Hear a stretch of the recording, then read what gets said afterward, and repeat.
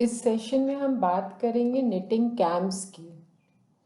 Basically जो machine से knitting होती है उसमें जो भी नीडल के मूवमेंट्स होते हैं निटिंग के प्रोसेस को कंप्लीट करने के लिए, वो नीडल के जो मूवमेंट्स होते हैं वो कैम के ज़रिए होते हैं।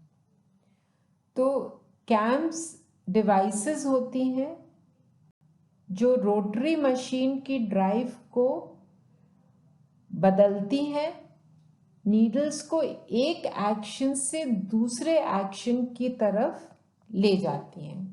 और ये जो ट्रांजिशन होता है मूवमेंट का, ये कैम्स के वजह से बहुत स्मूथ तरीके से होता है।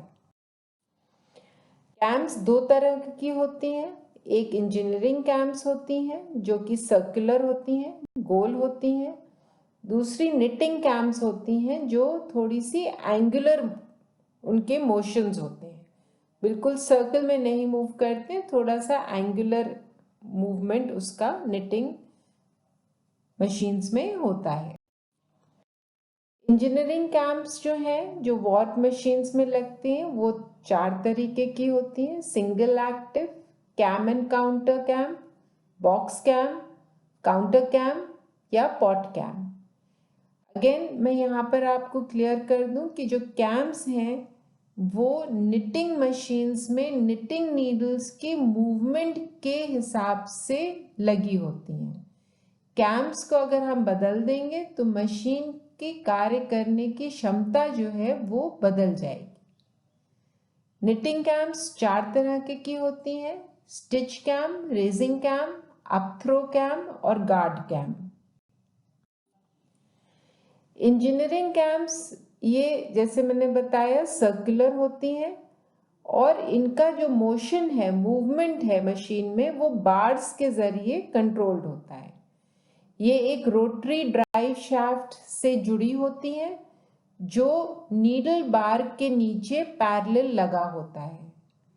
इनके मूवमेंट्स बिल्कुल इंडिपेंडेंट होते हैं, बट अलाइनमेंट मूवमेंट्स का सिंक्रोनाइज्ड होता है एक दूसरे से। ड्राइव लीवर और रॉकर शाफ्ट के बीच में मूवमेंट करता है और एक पूरा मूवमेंट जो है 360 डिग्रीज का जब वो कैम मूव कर लेता है तो एक निटिंग साइकिल कंप्लीट होती है। जब ये कैम्स मूव करती हैं तो मशीन्स में बहुत ज़्यादा वाइब्रेशन होता है, हिलती बहुत ज़्यादा है क्योंकि इनकी स्पीड जो है वो बहुत ज़्यादा होती है। ये करीब 800 लाइंस, जिनको हम कोर्सेज कहते हैं, हैंड निटिंग में एक लाइन को एक कोर्स कहेंगे, तो 800 लाइंस पर मिनट निट करने की क्षमता रखती हैं। और कुछ मशीन्स ऐसी भी होती हैं जो 2000 लाइंस प्रति मिनट या इससे भी ज़्यादा निट करने की क्षमता होती हैं।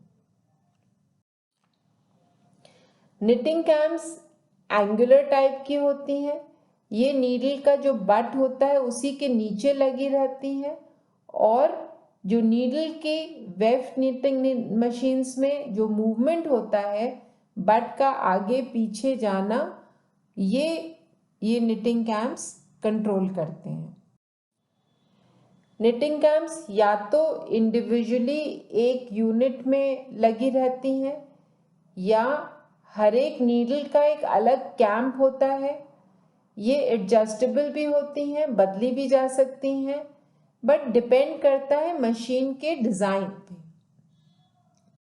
नीडल के मूवमेंट के हर एक स्टेज पर एक अलग कैम्प काम करता है। नीडल को रेज करने के लिए, स्टिच को करने के लिए, स्टिच को बाहर फेंकने के लिए, नया लूप लेने के लिए, सबके लिए अलग अलग कैम्स होते हैं। निटिंग कैम्स ज़्यादातर चार तरीके के होते हैं। अगर आप इनको ध्यान से देखें तो ये आपकी जो निटिंग नीडल की जो पोजिशनिंग है उससे ये रिलेटेड है। रेजिंग कैम्प है, नीडल बाहर आती है। स्टिच कैम है, नीडल बनता है। थ्रो अप थ्रो या काउंटर कैम है, नए लूप से नीडल बन जाता है, पुराना जो है वो वापस गिर जाता है। और फिर गार्ड कैम इसलिए होता है जिससे कि नीडल अपनी जगह पर बनी रहे, वो इधर उधर हिले नहीं, उसका जो मूवमेंट है लंबाई में वही मूवमेंट वो करती रहे। ये रेजिंग कैम्प है, जैसा कि अभी बताया कि ये नीडल को उठाती है, लूप बनाती है और दूसरे लूप को के अंदर लेती है।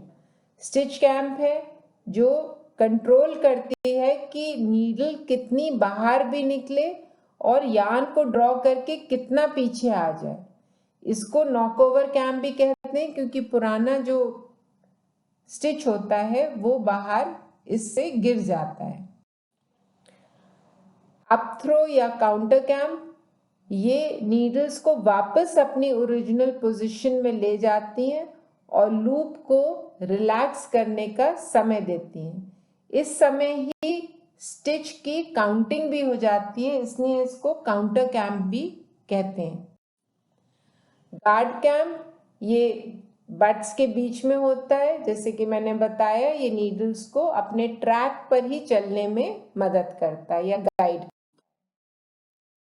कैड के जो फंक्शंस हैं वो नीडल को का मूवमेंट फैसिलिटेट करता है, नीडल को आगे पीछे करता है और लूप फॉर्मेशन में मदद करता है। निटिंग के एक्शंस हैं, ये आप लोग समझ चुके हैं। नीडल की रेस्ट पोजीशन होती है, क्लियरिंग पोजीशन होती है, यार्न फीडिंग पोजीशन होती है, नॉकओवर पोजीशन होती है और होल्डिंग डाउन पोजीशन होती है।